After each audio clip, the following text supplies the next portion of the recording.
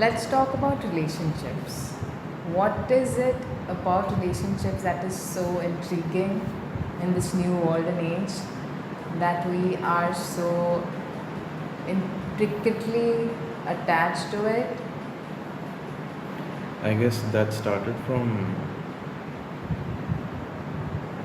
long ago when a human being is actually born. So you can ask this question about what does the human being feel after it's born, the first thing. It's a sensation, It is it's a physical sensations. thing. So let's suppose you are 4 years old or 3 years old and you're physically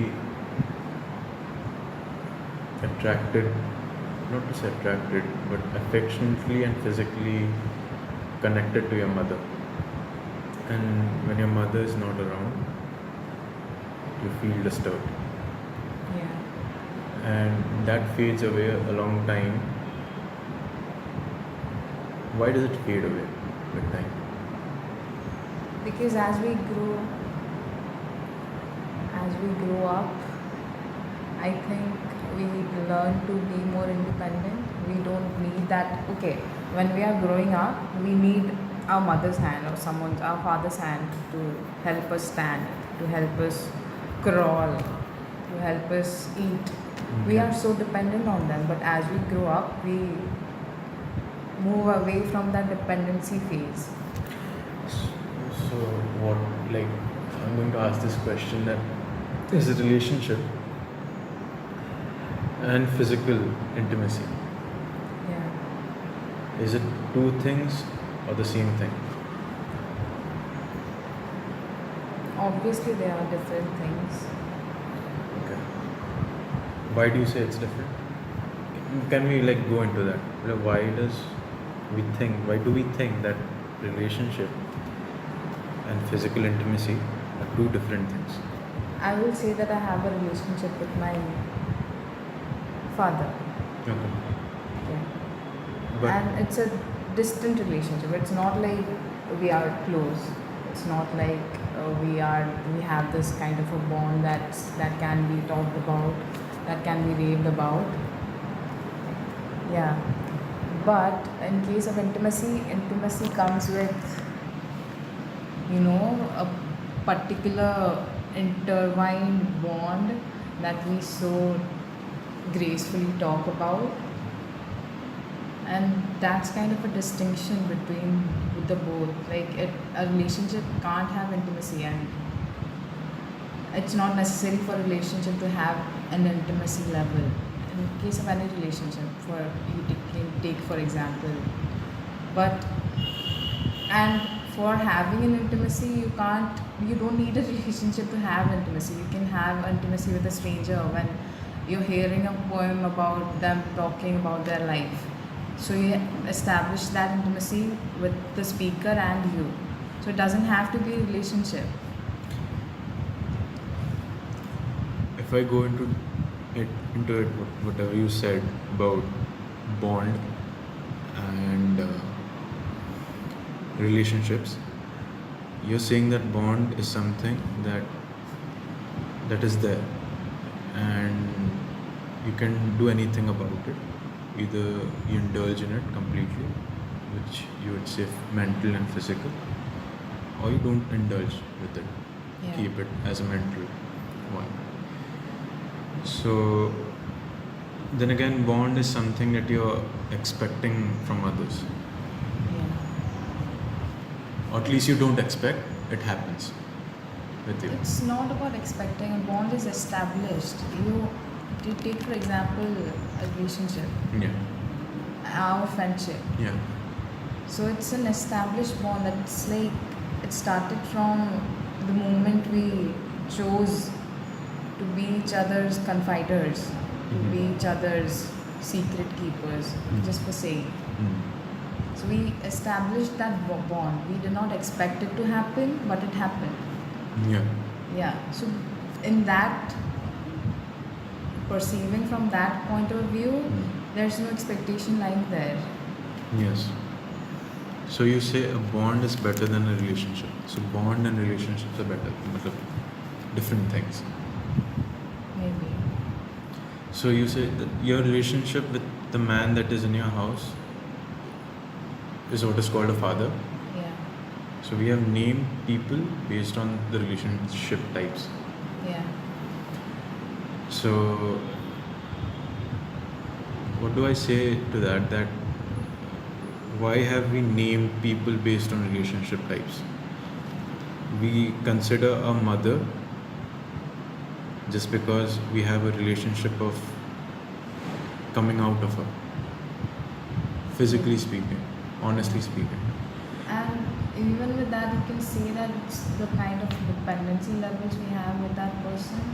Yes. Yes. And because you said just now, they are named according to the relationship. Yes. It can be said that it is named according to the dependency levels we have on that person. Like we have a friend we are dependent on for support, Yes. for external support outside But the then family. dependence can also be called as expectations.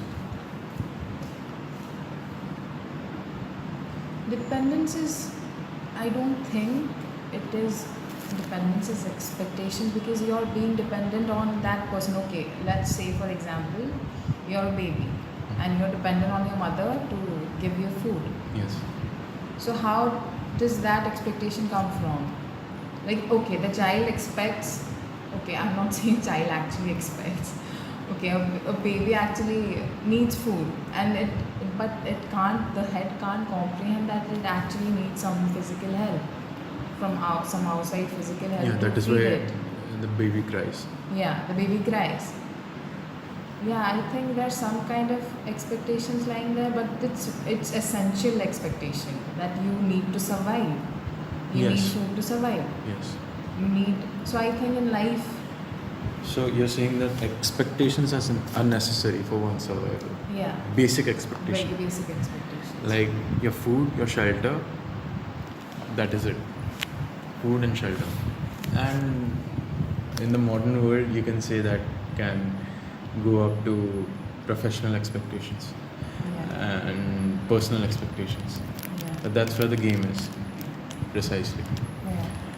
So human beings, I don't know what human beings are destined for, and I'm not questioning that too. But what I'm trying to question now is when we delve into the expectation of professionalism and personalism, why do we have a motive? Why do we see that we need to be there, we need to act like that, and why do we have so much preconceived notion on how to act upon it? I think it's like a to and fro motion. So Yeah. when you give into something, you get back something. Yes. So relationships work like that, right? Nowadays it does, yeah. Yeah, it does. But going in the pure definition of love, of care, of affection, it's not that. It's just pure giving or Mm. pure experiencing that. It's just giving, not, we can't call it as pure or something. Pure Okay, is I'm just, saying the definition as the definition goes. we shouldn't define first of all what is what. Okay, Okay. alright. So let's just say that expectations, professional and personal, is something that you're expecting it to happen. That means that you have gone back to the past, you have correlated with it, analyzed it with all your intellect, Yeah. and you're saying that this is how I see it will go into the future. But that is at that moment of time. That is your deduction or whatever you can call it. At that moment of time, you can. Okay, I'm deducing that at this point of time. My past. I'm deducing my past at this point of time. Yes. So I can go further into the future. I mean that will be my new present. Yeah. I'm deducing it in another way. Yeah, it can happen like this. Yeah, it can happen like that, and it will be a different kind of learning. This is one learning, and that will be a different kind of learning. So as I grow, the deductions will change. So you're saying that um, you learned from the past Yeah, and you're going to apply that in different situations. yeah, So obviously, nobody's past is good. So you might say here, right Yeah. now, everybody has something or the other that has happened in the past, yeah, which was the result of fragmented knowledge, fragmented awareness, yeah, and fragmented sense of responsibility, or what you want to call it. It's all fragmented. yeah, All right. So we are saying that okay, it's okay that we go to the past, gather and analyze those things, derive a conclusion from it, and say that okay, we are going to apply that here and there.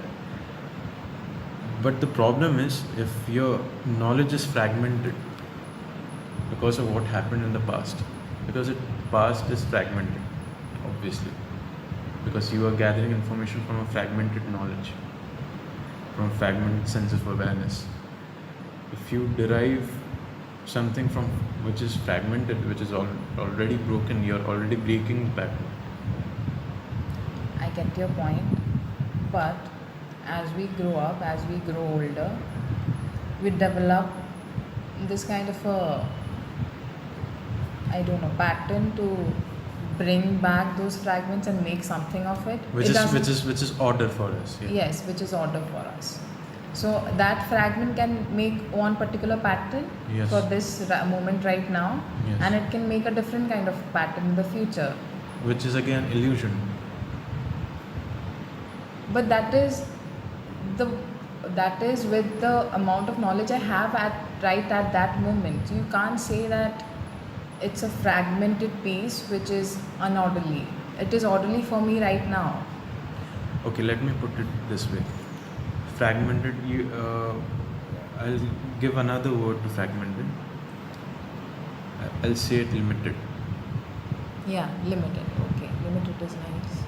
So you say that limited knowledge, something happened in the past because of some limited knowledge, Yes.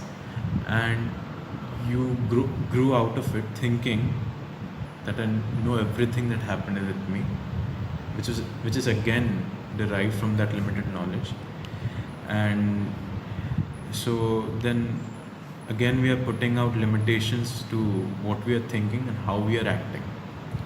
So I'm saying, just for the sake of asking this question, that what if all of us, right here, right now, if you're trying to make a connection with everyone, we are continuously going back, gathering limited knowledge from what happened, and then putting it forward to other situations so that, we get the result that we have in our mind, or we get something else that we think could be better. That is one way. You can say that for right now, at this particular moment, I have this limited knowledge. Okay, it's limited. If you say it in that way, it's kind of negative.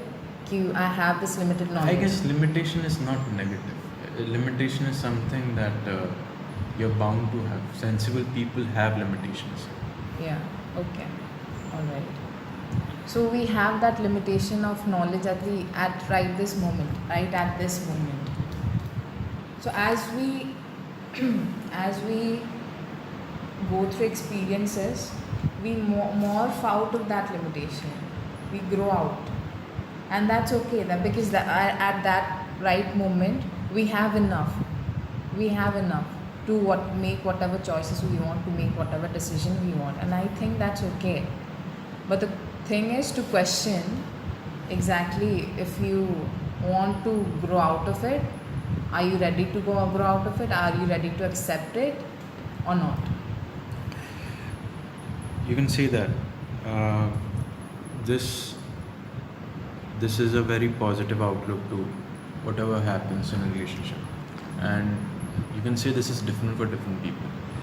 But if you say that it is different for different people, then this might work for you, not for everyone else. So I would like to propose, I would like to ask, is there any way that can be followed by everyone, in like everyone wholeheartedly, without any prejudice, and, and right at that moment of something that might happen, they might feel pleasant about it, not be rigorously going back and forth or asking for help, or asking for something that can again create a saturation in their mind.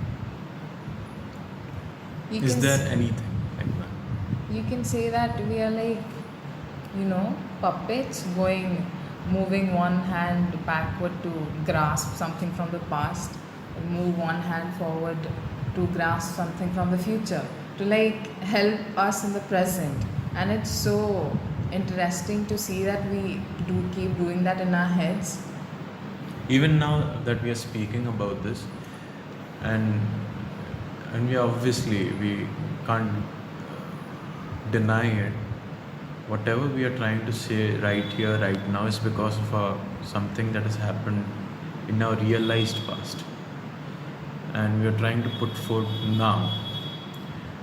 But right now I want to ask this question: what if we don't have the past and the future? What if we are right here and right now? Are you not here and right now? I am. So if you are, what do you feel now? Is there any kind of bondage over you I right feel here? this. I feel this tremendous, like a rope kind of thing, pulling me to like grasp something from the past and make straws in my head to make connections. Like go here, go there, deduce it, make conclusions out of it.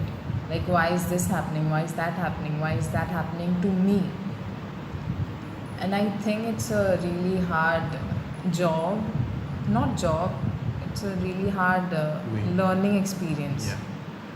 to not be able to be stuck in the past or be stuck in the future and be in the present moment right now. And don't you think that for this reason, one does not actually live in the present with complete attention, but enjoying every movement that he or she has right there? Like, what if I say that we are sitting on the floor or on a bed, and this tablecloth and the wood around the bed, it's so beautifully carved. It's because I'm trying to make a connection from something that I've seen in the past. It seems exactly beautiful as the wood that I'm seeing right now. Then again, I'm going into the past. So you might say that our past creates a form of desire. Does it create a form of desire, of longing, of seeing something? Of longing to like capture it in another sense, Yeah. capture it in the present. Like you see the wood right now, it obviously has some connections to the past because that's how you reduce it to be beautiful, reduce it to be so beautifully carved because you learnt it as you grew up, you learnt it. It was put in your head कि this is beautiful and this is not. So what if we question that? What if we question our sense of desire? That makes you question like how much of whatever's in your head is Yes. put up Yes. by the society, by other people, and how much of Yes. it is yours. Yes. And what if we see this bed for the first time? Like, let's suppose that you have never seen a bed. So how do we do that? Like, not see something, unsee it first, then see it for the first time. Can we ever do that? Can we stop our thoughts making an image out of the past and telling our consciousness to look into it And yes, then you have preconceived notions about it and all those things that come with it, with our thoughts. What if we stop our thoughts right here? What if we stop making connections to see it as it is?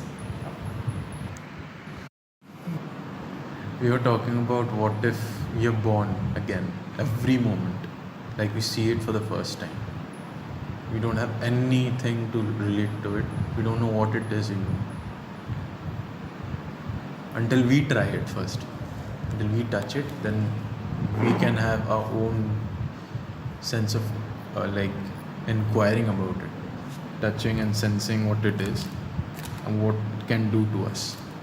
I think I think if we see that as we were born right at this moment and we had this consciousness, we had this awareness, we saw this particular pattern and we saw it as it is. We don't deduce it as beautiful, we don't deduce it as ugly, we just see it as it is. Why not? Why not we do that?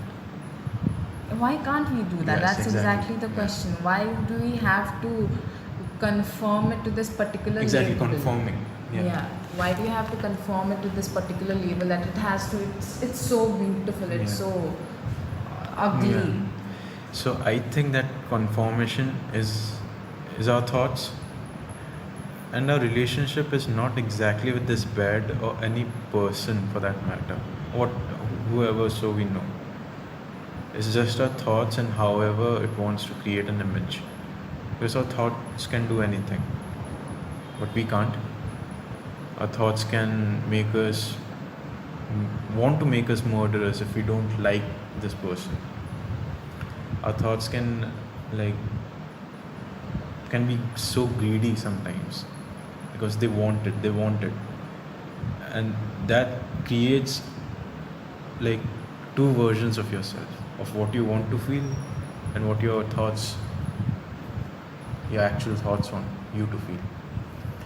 So again, this is a form of desire, and I'm going to ask this question: what is desire?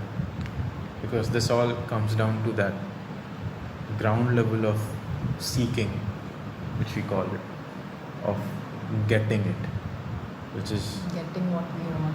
yes, which Getting is what we desire. yes. So it comes down to that 6-letter word, desire. So what is desire? Everything like our relationship, our goals, our achievements, our friendships, enemies, teachers, it is all a form of a relationship that our thought has put for us. And we know that it comes from this source which we call desire. So what is desire?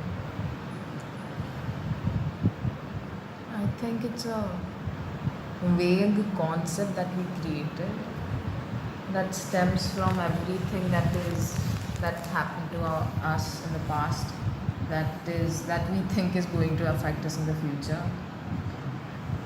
It's like a ball where we are inside it and we think that we are going to go with the wave, or like we are on autopilot mode, that we'll be swept away from that.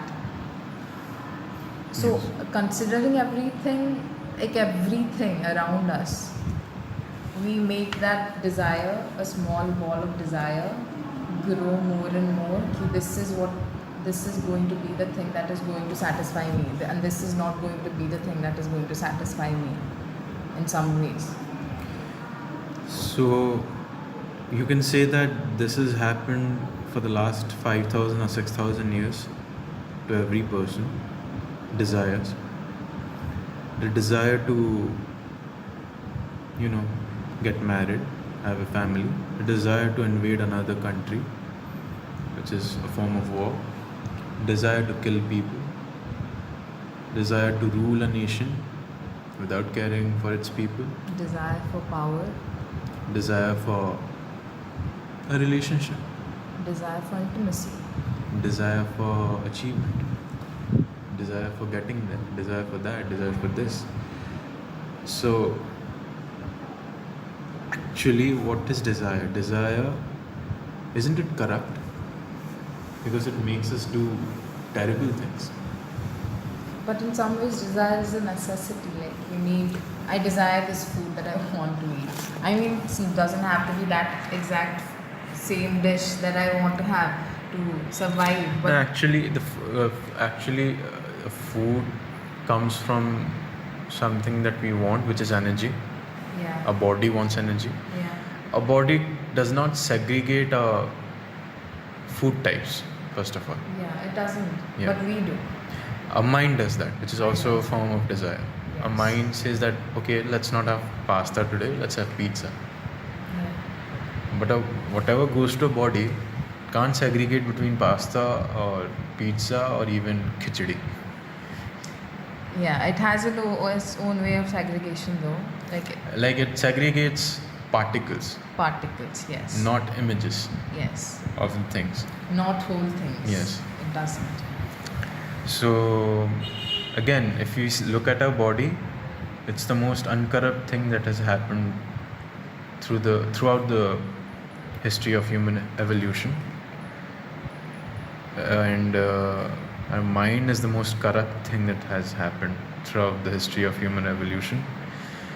And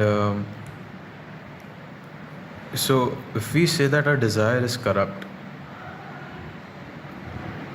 that means every structure in our human society fails right now, if we go deeper into it. Don't you think it has already failed? Yes, it has failed, and I'm saying that we haven't seen the consequences yet. It's just happening domestically. People are not talking about it much because it's a taboo to talk about one's desires, whatever wants to be. And then again, that thought of exactly what I want to be or you want to be is also a form of desire, Okay. which is also creating, you can say that I am different from you. Yeah. Don't you think it's also desire that we want people to be more aware about this? It is, but we are not trying to, give an explanation to it. It is And what if it is. if you've realized by now, I'm not even sure what I'm going to say next. You're not even sure what you're going to say next. So we don't actually care. You can say that. And we are just inquiring about it. We are just inquiring about The form of desire, the form of relationships that we have. And desire is something that that's the main integral part of every human being, you can say. And people could say that without desire, life has no meaning. So you're saying that without meaning, without desire, without corruption, life has no meaning. is that a form of life that we are living?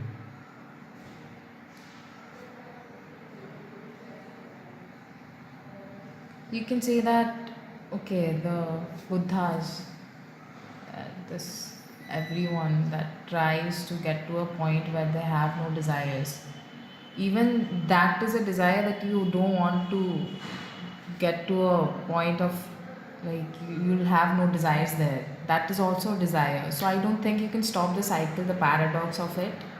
No, we can't stop it, but we can question it. See, Buddha or anyone for that matter, we don't know if they ever existed or something. We are not trying to drag any religion into it, because again, religion is a complete form of thoughts and desire put together. The images that we see and the images that we want to pray is just someone's thoughts and the desire to connect to it, to feel like it, to be like God. People say, priests say it to you. Be like them and you will attain humanity, or whatever, virtuousness or anything for that matter. Don't you think that's kind of a Illusion, yeah. illusion that we are running after? Yes, we can achieve that we can And which is become again them. a form of desire. Which is again a form of desire, exactly. So How do we separate us from that desire, from that entity of desire? Okay, let's take an example right now. All right. So, for example, you see this beautiful woman. I see this beautiful woman. For that matter, everyone is beautiful. You see any woman. The first thing that happens is your senses coming alive. It's saying that you have seen a beautiful woman. Your eyes, and if you hear a voice, so the mind or your brain registers that, yeah, she's a beautiful woman. That next second, what comes? How can I get that? How can Can I I have that? How Can I have live that? with it? Yes. So, which is exactly like saying that I want it. I want this constant phase of feeling good about seeing Yes. something. Yes, feeling good, but it's not going to last. Your first, because if you're going with that form of desire that you felt for the first time, then you're again looking for the past. First, let's suppose that you met that girl and you went out on a couple of dates, and you're in a relationship now. Now, let's say the relationship is tumultuous, is very difficult right now. It's in a very difficult phase. And honestly, you're going back to the first time that you met. Keep on telling her that remember the first time that we met. We And keep like stinging, putting a string to the past, like yeah, pull this and that feeling will come back. yeah, it's like the desire for the first time that we had, and we can have it again and again, which is not possible because It's you are not again possible. stuck in that pattern of you know Going to the past and going to the back and past, going asking to the past, something. and yeah, and if you want to get out of it, you can't. This is a disorder that everyone is born with it, and you can't have order with it. Or what we can do is stop this image that our thought builds up. The exact next second that we have met a beautiful woman and heard her voice. What if we say to our thought that exact second when it derives a form of desire that what will happen? Let me take it as it is. I don't have to derive that she is beautiful. Now, Or what, she's like, making me feel good. yeah, We don't have to derive anything from that. Just experience the moment without stringing it to adjectives, without stringing it to the feeling that it gets in your head. but it's okay to say that, but it's very difficult to act upon it. Our mind has been registered to thinking like that and wanting things, Yes. and we won't stop wanting things until we question those things. So the question is till what point, till what is exactly the thing that will satisfy us with a wholly without stringing it to the past or the future. Okay, you can ask that. I'm saying that at that exact second when you have seen this girl, what should you ask your mind when it has created a form of desire? What is that question that you want to ask to the mind so the mind does not register to that moment? I think you can ask that why do I find this girl beautiful? Yeah. Why do I Yeah. find this feeling to be so overwhelming? Yes. Why does it make me feel good? Yes. Yes. Yes. So exactly. If we ask that question to everyone that we meet, the answer is still the same. Yes. So whatever you're doing is, so if we are not questioning ourselves on that point, we are consciously and you can say like intellectually dividing people based on how they look, how they talk, and how rich one looks, how poor one looks. So we have to question our thoughts exactly at that second. That How why? did it root into my head? Yeah, why? Why am I feeling like this? Should I feel like this? Is this even important? Why does it matter to me? What is born out of this thought? You can question your thoughts about it. What is this image born of? You can then easily know that it's a form of desire that you want. And you would know that desire is a form of corruption. And obviously people say that don't want to be corrupt, but everyone is corrupt. So if you're really into the form of relationship that you see that you don't want to prejudice that or like corrupt that, I say that just let it be how it is. Don't put your thoughts into it. Don't explain things that your mind has gathered for you. I say that you question your mind and don't derive any conclusion with it. Just observe whatever the mind is trying to say to you. And maybe then everybody will feel the same about everyone. There won't be any segregation of Labels. of, like she looks beautiful. It's She good. doesn't look beautiful. Yeah. She's my type. She's not my type. Yeah. And ultimately, we are fighting for our rights, are we not? Nowadays, the men, women, the gulf between them. We're saying that we are different from you. Yeah. And no doubt it has to be fought. But to what level?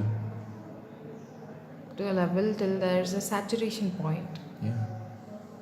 So we have to come to this idea of men and women are not different inside. Physically they are. I'm not saying they are. Yeah. But you should see the physicality doesn't matter. It is with everyone. It's the most outermost layer in the body. How does it matter? So, yeah, I guess relationship is a form of freedom, you can say, where your thoughts and mind isn't mingled. It's there. I think that's the case with everything, not just with relationships. Yeah, I mean everything is relationship. Your pen, Yes. your phone, your Yes. bag, your scooter, and everything. Yes, every material possession that we have, every human relation that we have, everything. Everything is a form of relationship, and we don't care about the pens that lie on our table, do we? No. Sometimes if it's a very costly pen, we care about it. Sometimes Why does that happen? Because we derive. segregation. Yeah, exactly. Based we on- derive based on- conclusion that it's costly. Yeah. We have to protect it. We have to care for it. Yeah. Yeah. I think the ultimate question, not the ultimate question, the one of the questions that we have to ask is, how do we stop the segregation? How do we stop? It's a question that thought like, why? Why am I different from you? And how am I different to you? If you're going to the surface level, yeah, you will see many differences. Yes. Again, I ask that question: how am I related to you? How is a man, any man, related to a woman? You can say that both the man and the woman desire, which is also what I'm saying, what we are trying to talk, desire freedom. So the thing is, you don't have to say them as man and woman. You can just say as human. Yes. So that's the starting point of it. You don't have to segregate them as man and woman. Yes, you can do that. Yes, we can call them as humans. Yeah. Yes. But- We are humans trying to find, like, to surf through a big ass pond of and sea of questions that we are still figuring out the answers to. And I think we don't have to figure out all the answers. I think it's just about asking the right questions. And that is a point where we grow out of that phase of leaving the past alone and where it should be and being in the complete present. Scientifically, I should say that there is man and women because physically it is. Yes, yes. And but what do we actually want? It's not different from anyone for that matter. What we actually want, everyone wants freedom, and that comes from questioning things, not going with it. Going with it, with the system of your mind or something of the exterior type, is again going into that deep pool of desire that you will Deep. culminate. Yeah, it's like a conditioning that we have to get out of. Yeah. And that's very necessary if you want to not be constrained by your past, not be constrained by your future self. That's very important if you want to achieve that level of being aware, of being conscious, where you question it and you are in the present questioning it. And what happens when we question things? We learn. We question we don't question our experiences. Experiences is something that happens to us. It's not a form of learning. But what if we question that experience? So I guess there lies learning, and if we learn enough, and I guess everyone is learned enough to know that freedom is the form of expression that everybody wants. It doesn't mean that freedom from physical boundaries, but Freedom from the constraints that we are conditioned to. yes. And therein lies no segregation, no difference. Everyone is equal.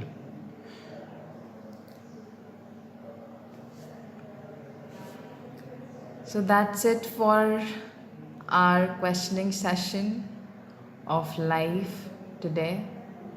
And we'll have more questions. And we look forward to it.